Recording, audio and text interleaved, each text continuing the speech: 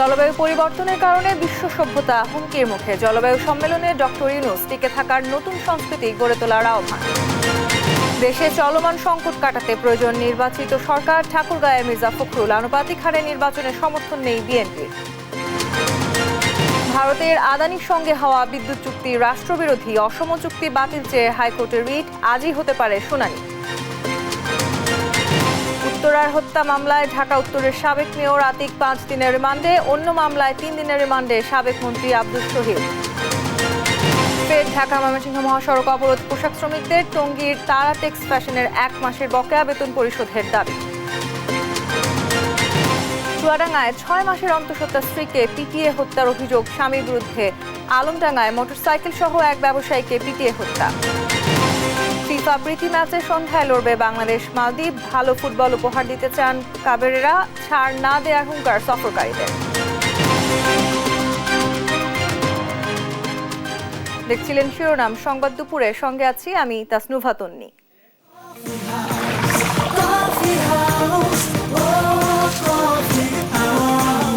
Coffee house, প্রতি চুমুকে আড্ডা জমে। জলবায়ু পরিবর্তনের কারণে সভ্যতা হুমকির মুখে বলে মন্তব্য করেছেন প্রধান উপদেষ্টা ডক্টর মোহাম্মদ ইউনূস। বুধবার আজারবাইজানের বাকুতে COP29 জলবায়ু সম্মেলনে ভাষণ দেন তিনি।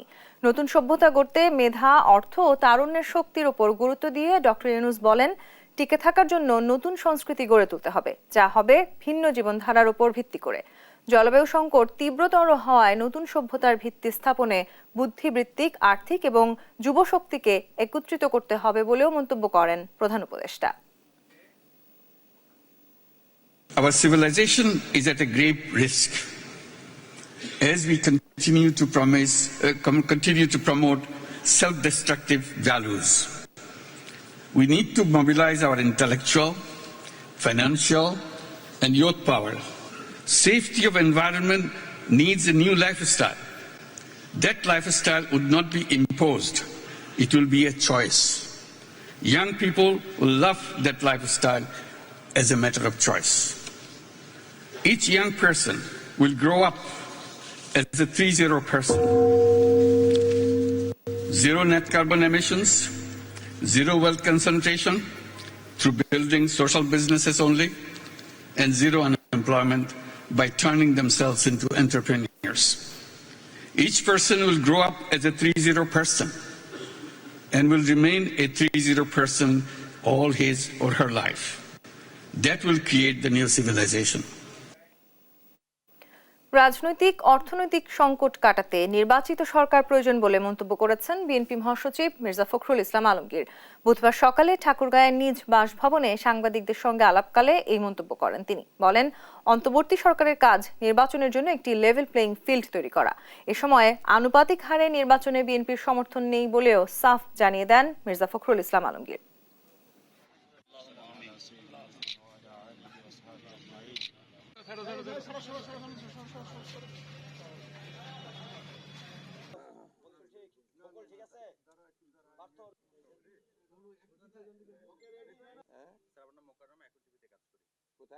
এই সরকারের মূলত দায়িত্ব হবে ওই নির্বাচনের জন্য একটি আপনার লেভেল প্লেইং ফিল্ড তৈরি করা, এবং সকলে যেন ভোট দিতে পারে এবং সকলে যেন অংশগ্রহণ করতে পারে, তার জন্য একটা কাজ তৈরি করা। আর সেই ভোটে রিগিং করার যে ব্যবস্থাগুলো আমলি করে গিয়েছিল সেটাকে নির্মূল করে নিরপেক্ষ লোকজন থেকে নির্বাচন পরিচালনার জায়গায় বসানো, বিচার বিভাগকে নিরপেক্ষ করা, অ্যাডমিনিস্ট্রেশনকে নিরপেক্ষ করা, এই নির্বাচনকে সুষ্ঠু করার জন্য এটাই হচ্ছে প্রধান কাজ। বিতর্কিতরা প্রশাসনে যাবে আর আওয়ামীরা মন্ত্রণালয় চালাবে, তা মেনে নেওয়া হবে না বলে হুঁশিয়ারি দিয়েছেন বিএনপি চেয়ারপারসন উপদেষ্টা জয়নুল আবদিন ফারুক। বলেন, বিতর্কিত ব্যক্তিদের কবলে পড়ে নির্বাচন বিলম্ব করা যাবে না। সকালে রাজধানীর নয়াপল্টনের ভাসানী ভবনে ঢাকা মহানগর উত্তর ওলামা দলের পরিচিত সভায় এসব কথা বলেন তিনি। জানান, নির্বাচনের বিষয়ে অন্তর্বর্তী সরকারকে সমর্থন দিবে বিএনপি, তবে অন্য পথে আগালে জনগণ তা প্রত্যাখ্যান করবে। বিষাক্ত আওয়ামী লীগের ষড়যন্ত্র প্রশাসনের রন্ধ্রে রন্ধ্রে ছড়িয়ে আছে উল্লেখ করে তিনি বলেন, অন্তর্বর্তী সরকারকে ব্যর্থ করার ষড়যন্ত্র হচ্ছে। সবকিছুর দাঁত ভাঙা জবাব দেওয়া হবে বলেও হুঁশিয়ার করেন বিএনপির নেতা।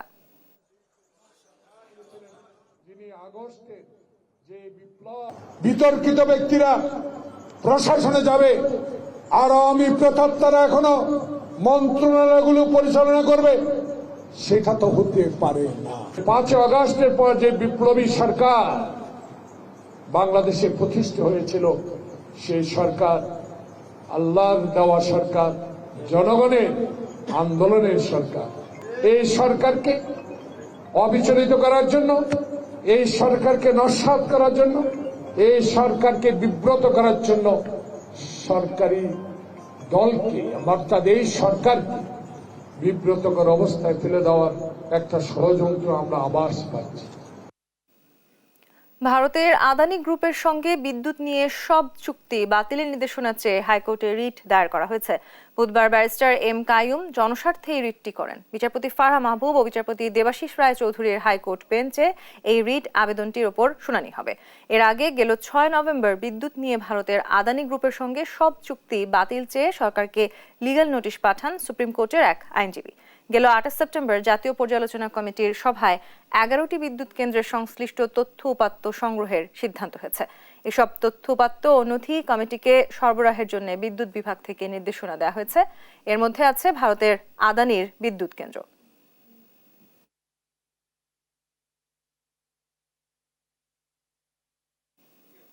নিষিদ্ধ ঘোষিত পলিথিন উৎপাদনকারীদের বিরুদ্ধে পরিবেশ মন্ত্রণালয়ের নেতৃত্বে বিশেষ অভিযান পরিচালনা করছে যৌথ বাহিনী।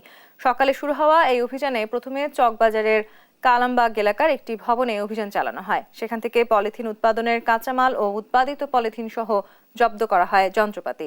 পরবর্তীতে ওই কারখানা সিলগালা করা হয়। পরিবেশ মন্ত্রণালয়ের কর্মকর্তারা জানান, এই অভিযান চলবে বিকেল পর্যন্ত। অভিযানের সময় কারখানায় শ্রমিকরা উত্তেজিত হয়ে পড়ে। এ সময় তাদের বিকল্প কর্মসংস্থানের ব্যবস্থা করার দাবিও জানান তারা।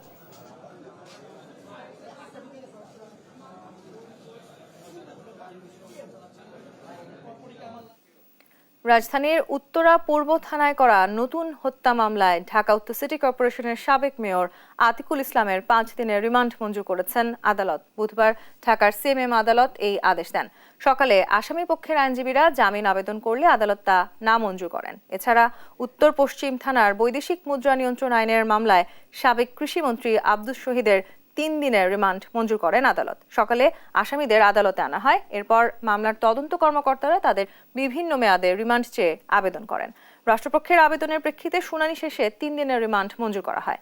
এদিকে মোহাম্মদপুর থানার হত্যা মামলায় সাবেক মন্ত্রী হাসানুল হক ইনুকে গ্রেপ্তার দেখানো হয়েছে।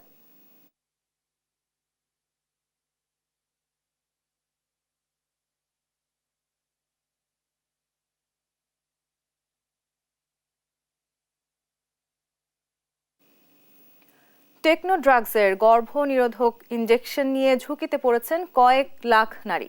সারা দেশে টেকনো ড্রাগসের 70 লাখ ইনজেকশন সরবরাহের চুক্তি করে পরিবার পরিকল্পনা অধিদপ্তর। জনস্বাস্থ্য বিশেষজ্ঞরা বলছেন, ইনজেকশন নির্ধারিত মাত্রার কম থাকায় ভয়াবহ স্বাস্থ্য ঝুঁকিতে পড়বে নারীরা। ভয়াবহ অপরাধ বলছেন বিশেষজ্ঞরা। অধিদপ্তর বলছে, তদন্ত সাপেক্ষে শিগগিরই ব্যবস্থা নেওয়া হবে। হাসান মাহমুদের রিপোর্ট। টেকনো ড্রাগসের এই গর্ভনিরোধক ইনজেকশনটি উপজেলা পর্যায়ে মাসে প্রায় 7 লাখ প্রয়োগ করে পরিবার পরিকল্পনা অধিদপ্তর। ওষুধ প্রয়োগের আগে জামালপুর, নওগাঁ, মানিকগঞ্জ সহ বেশ কিছু জায়গায় ওষুধ নির্ধারিত পরিমাণের চেয়ে কম পায় এমন অভিযোগে স্বাস্থ্য কর্মকর্তারা চিঠি পাঠায় অধিদপ্তরে। শর্ত অনুযায়ী টেকনো ড্রাগসের গর্ভনিরোধক এই ইনজেকশনে 1.1 মিলি ওষুধ থাকার কথা, কিন্তু ইনজেকশনের পরিমাণ কম পায় মাঠ পর্যায়ের কর্মীরা। নির্ধারিত পরিমাণের চেয়ে কম থাকার ঘটনাকে গুরুতর অপরাধ বলছেন জনস্বাস্থ্য বিশেষজ্ঞরা। এই ইনজেকশন নির্ধারিত মাত্রার চেয়ে কম প্রয়োগে দেখা দিতে পারে শারীরিক ও হরমোনাল বিশেষ জটিলতা।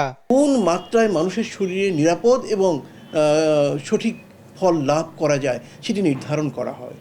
তার মানে সেই মাত্রা থেকে কম দেয়া মানে কি, সেই কাজটি হবে না। দ্বিতীয়ত, এই যে অল্প মাত্রার যে ওষুধটি গেল, শরীরে কী কী প্রতিক্রিয়া তৈরি করবে সেটিও তো অজানা। এবং এমনও হতে পারে, এমন কিছু ঘটনা ঘটতে পারে যে নারীর শরীরে এটা দেওয়া হয়েছে তার জীবনটাই বদলে যেতে পারে। এসব ওষুধ মাঠ পর্যায়ে সরবরাহের আগে অনুমোদন নিতে হয় ওষুধ প্রশাসন অধিদপ্তরে। নমুনা পরীক্ষার ফলাফলে কাগজে কলমে সমান দেখিয়ে সরবরাহের অনুমতি দেয় তারা। তবে ঠিক কেন কম থাকার অভিযোগ তা খতিয়ে দেখা হবে বলে জানান ওষুধ প্রশাসন অধিদপ্তরের কর্মকর্তারা। একটা ব্যাচে তো প্রচুর পরিমাণে থাকে, তো ব্যাচের মধ্যে থেকে আমরা ব্যাচ ওয়াইজ স্যাম্পলিং করা হয়। তো সুতরাং তাদের যদি আমার মনে হয় কোনো অভিযোগ থেকে থাকে তাহলে আমাদের কাছে আবার ডিজিডি এর কাছে ল্যাবের কাছে রিকোয়েস্ট লেটার পাঠাইতে পারে যে এইগুলো আমাদের কাছে সন্দেহজনক মনে হচ্ছে, আপনারা আবার একটু চেক করে দেখেন, তখন আমরা আবার রিটেস্ট করার। এমন অভিযোগ উঠলে মাঠ পর্যায়ে ওষুধ প্রয়োগ বন্ধ করে ডিপোতে পাঠানোর নির্দেশ দিয়েছে পরিবার পরিকল্পনা অধিদপ্তর। অভিযোগ প্রমাণ সাপেক্ষে সংশ্লিষ্ট টেকনো ড্রাগসের বিরুদ্ধে ব্যবস্থা নেওয়ার কথা জানান অধিদপ্তরের মহাপরিচালক। আমরা জামালপুর যে খবর পাওয়ার পরে আমরা এটাকে পরীক্ষা করি, আমরা দেখি যে এর সত্যতা রয়েছে, কারণ দেখা যাচ্ছে যে হয়তো সবই আসছে, এর মধ্যে কিছু কিছু কম পাওয়া যাচ্ছে, সব কিন্তু না। তো এই বিষয়ে আমরা জানার সঙ্গে সঙ্গে যারা সাপ্লাই তাদেরকে আমরা চিঠি দিয়েছি। কম থাকার কথা স্বীকার করলেও তা খুবই সামান্য বলে দাবি করেন টেকনো ড্রাগসের নির্বাহী পরিচালক। ভেরি সিগনিফিক্যান্ট অ্যামাউন্ট না এটা, মানে একদমই এমনও না যে সিগনিফিক্যান্ট, মানে কি এটা আসলে নেগলিজেবল অ্যামাউন্টই বলা যায়, বাট তারপরেও একটাও হওয়ার কথা না। ইনজেকশন প্রয়োগে গুরুতর এমন অবহেলা কোনো দপ্তরই এড়াতে পারে না বলে মনে করছেন জনস্বাস্থ্য বিশেষজ্ঞরা। হাসান মাহমুদ, দেশ টিভি, ঢাকা। করদাতা ও গ্রহীতার মধ্যে যে ফারাক রয়েছে তা নিরসনে ভূমি মন্ত্রণালয় কাজ শুরু করেছে বলে জানিয়েছেন উপদেষ্টা এএফ হাসান আরিফ। বুধবার দুপুরে রাজধানীর তেজগাঁওয়ে অনলাইনে ভূমি কর পরিশোধ কার্যক্রম উদ্বোধন করে উপদেষ্টা বলেন, পর্যায়ক্রমে সব সেবাকেই অনলাইনের আওতায় আনা হবে। তেজগাঁও রাজস্ব সার্কেলের তেজতুরি বাজার মৌজায় সব ভূমি সেবা পাইলটিং এর আওতায় আনা হয়েছে এবং মৌজার সব হোল্ডিং ইতিমধ্যে সিস্টেমে যুক্ত করা হয়েছে বলেও জানান ভূমি উপদেষ্টা। ভ্রাম্যমাণ ভূমি সেবা ও ক্যাম্প স্থাপনের মাধ্যমে তেজতুরি বাজার এলাকার হটস্পটগুলোতে নাগরিকদের স্থানীয়ভাবে সেবা প্রশিক্ষণের ব্যবস্থা করা হয়েছে বলেও জানান তিনি।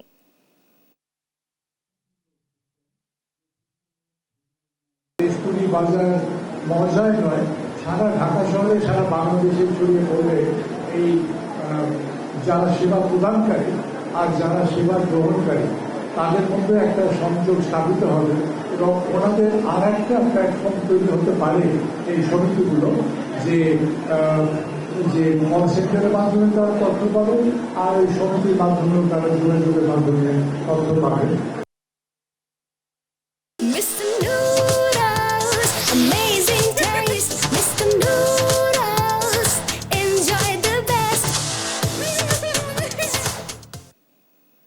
হাইকোর্ট বিভাগের ছুটিতে পাঠানো 12 বিচারপতির বিষয়ে দ্রুত পূর্ণাঙ্গ তদন্ত সাপেক্ষে বিচার কার্যে অংশগ্রহণের জন্য বেঞ্চ প্রদান করতে আইন মন্ত্রণালয়ে আবেদন করেছেন সুপ্রিম কোর্টের আইনজীবী অ্যাডভোকেট মনির উদ্দিন। তিনি বলেন, বিচারক সংকটে বিচার ব্যবস্থা প্রায় স্থবির হয়ে আছে। এখন যদি বিচারপতিদের ছুটিতে বসিয়ে রাখা হয় তাহলে আরও স্থবির হয়ে পড়বে এবং রাষ্ট্রের অর্থের অপচয় হবে। অতএব 12 বিচারপতিকে বেঞ্চ দিয়ে বিচার কার্য ত্বরান্বিত করার আহ্বান জানান তিনি। গেল 17 অক্টোবর 12 বিচারপতিকে বাদ দিয়ে হাইকোর্টের 54টি বেঞ্চ পুনর্গঠন করেন প্রধান বিচারপতি সৈয়দ রেফাত আহমেদ। দুর্নীতি ও অনিয়মের অভিযোগ ওঠায় 16 অক্টোবর উচ্চ আদালতের 12 বিচারপতিকে ছুটিতে পাঠানোর সিদ্ধান্ত হয়। ওই দিন সুপ্রিম কোর্টের রেজিস্ট্রার জেনারেল আজিজ আহমেদ ভুইয়া বিষয়টি নিয়ে বলেন, 12 জন বিচারপতিকে বেঞ্চ দেয়া হচ্ছে না।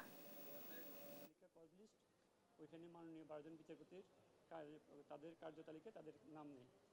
পরে আমরা দেখলাম যে একটা জাজমেন্ট হলো, সেই জাজমেন্টে যে সংসদের যে বিচারপতিদের বিচার করার যে এখতিয়ার ছিল সেটা রহিত করে মাননীয় অ্যাপিলেট ডিভিশন একটা জাজমেন্ট দিল যে সেখানে সুপ্রিম জুডিশিয়াল কাউন্সিল যেটা আগে ছিল সেখানে আবার ফেরত আসা হয়েছে। তো জাজমেন্ট হওয়ার পরে এখন পর্যন্ত আমরা এই মাননীয় 12 জন বিচারপতির ব্যাপারে কোনো সুরাহা পাইনি। ওনাদেরকে বেঞ্চ থাকবে না, ওদেরকে চাকরি থেকে টার্মিনেট, মানে যে বিচারপতি হিসেবে আছেন ওখানে রানিং থাকবেন না, ওনাদেরকে টার্মিনেট করা হবে, এরকম কোনো তথ্য আমরা এখন পর্যন্ত পাইনি।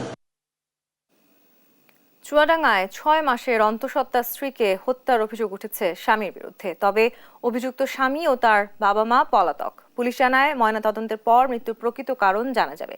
সহকর্মী খায়রুজ্জামান সেতু তথ্য ছবিতে সালমা জাহানের ডেস্ক রিপোর্ট। চুয়াডাঙ্গায় 6 মাসের অন্তঃসত্ত্বা স্ত্রীকে হত্যার অভিযোগ উঠেছে স্বামীসহ শ্বশুরবাড়ির লোকজনের বিরুদ্ধে। মঙ্গলবার সন্ধ্যায় আলমডাঙ্গা উপজেলার কালিদাসপুর ইউনিয়নের আসাননগর পশ্চিম পাড়ায় এ ঘটনা ঘটে। নিহতের পরিবারের অভিযোগ, স্বামী রবিউলের সঙ্গে এক প্রবাসীর স্ত্রীর সঙ্গে পরকীয়া সম্পর্ক ছিল। এ নিয়ে প্রায় স্ত্রী পলির সাথে ঝগড়ায় জড়িয়ে চালানো হতো নির্যাতন। মঙ্গলবার সন্ধ্যায়ও এ নিয়ে তাদের মধ্যে বাকবিতণ্ডা হয়। এক পর্যায়ে স্বামী রবিউল ও তার বাবা মা অন্তঃসত্ত্বা পলিকে পিটিয়ে হত্যা করে। মুখে বিষ ঢেলে আত্মহত্যা নাটক সাজায়। স্থানীয়দের মধ্যে বিষয়টি জানাজানি হলে পালিয়ে যায় তারা। নতুন কালেই মানে একটু ভালো ছিল, তারপরে শাশুড়ি অত্যাচার করে, স্বামী অত্যাচার করে, আমার বউ আইছে, আমার ওয়াইফ আইছে, মায়ের ধর করে, মেয়ে হওয়ার পরে ভালো হয়নি, বুঝছেন? আমরা অনেক আইছি, খালি আমার কাছে কান্দাকাটি করতো, ভাই আমাকে বাসা, কিন্তু আমি আসিছি, আসার পরেও আমি ঠেকাতে পারিনি।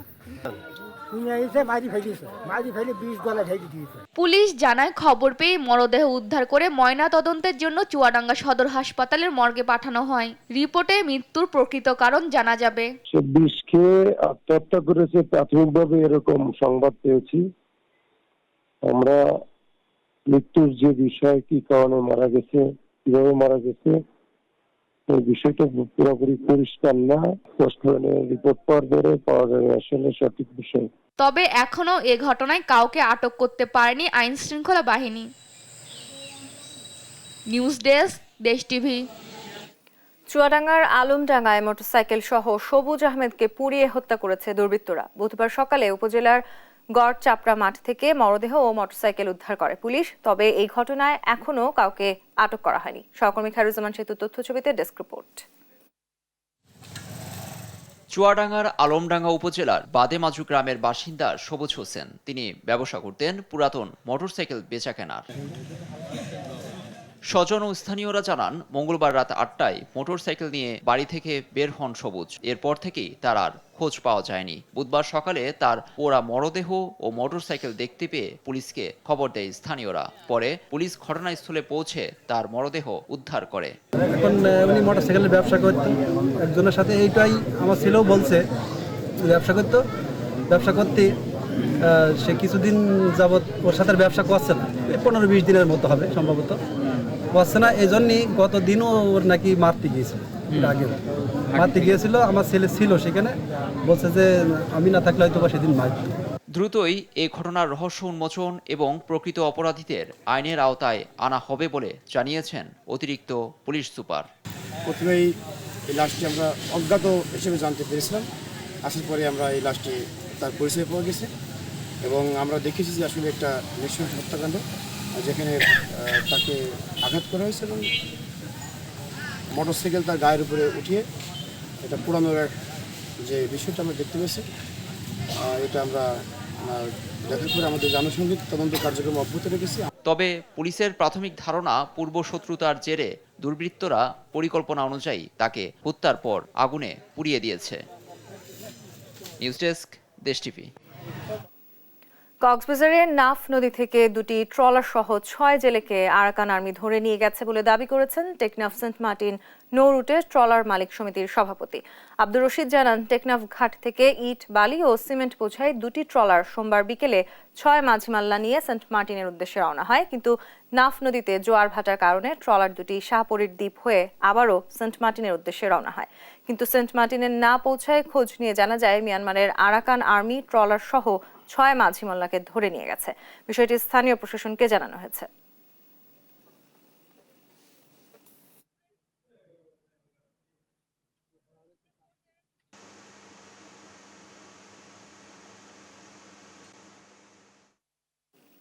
বাংলা সাহিত্যের নন্দিত কথা সাহিত্যিক হুমায়ুন আহমেদের ৭৬তম জন্মবার্ষিকী আজ। ১৯৪৮ সালের ১৩ নভেম্বর নেত্রকোনায় জন্মগ্রহণ করা হুমায়ুন আহমেদ ঔপন্যাসিক, ছোট গল্পকার, গীতিকার, নাট্যকার, চলচ্চিত্র পরিচালক হিসেবে ছিলেন জনপ্রিয়তার শীর্ষে। ২০১২ সালের ১৯ জুলাই আমেরিকার একটি হাসপাতালে চিকিৎসাধীন অবস্থায় মারা যান তিনি। আরও জানাচ্ছেন এনআই নাহিদ। বহুমাত্রিক হুমায়ুন আহমেদ একাধারে ছিলেন ঔপন্যাসিক, লেখক, পরিচালক, নাট্য নির্মাতা, গীতিকার ও চিত্রশিল্পী। বেঁচে থাকতে হুমায়ুনের জন্মদিন ঘিরে নানা আয়োজনে মুখরিত থাকত ধানমন্ডির দক্ষিণ হাওয়া। এখানে বসেই শব্দের রং তুলিতে আঁকতেন সহজবুদ্ধ ও হৃদয় ছোঁয়া ভাষায় মধ্যবিত্ত জীবনের আনন্দ বেদনার কাব্য।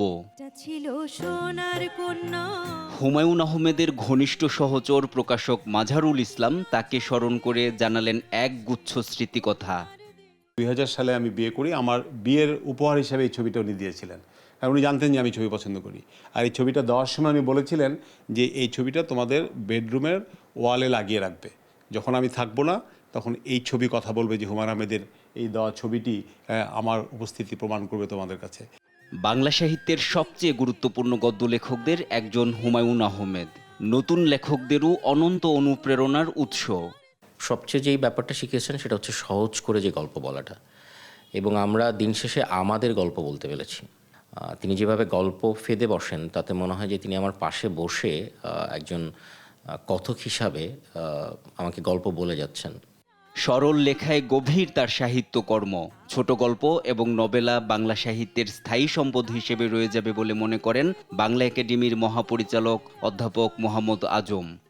একদিকে যারা অপেক্ষাকৃত কম পড়ে, নতুন পড়তে চায় অথবা কেবল আনন্দের জন্য পড়তে চায়, তাদের জন্য এটা চমৎকার।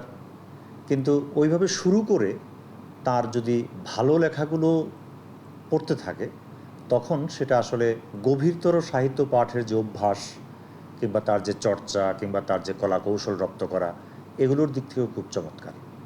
নন্দিত নরকে থেকে দেয়াল, প্রায় 4 শতাধিক বইয়ের রচয়িতা হুমায়ুন আহমেদ এখনও জনপ্রিয়তা ও বিক্রিতে শীর্ষে।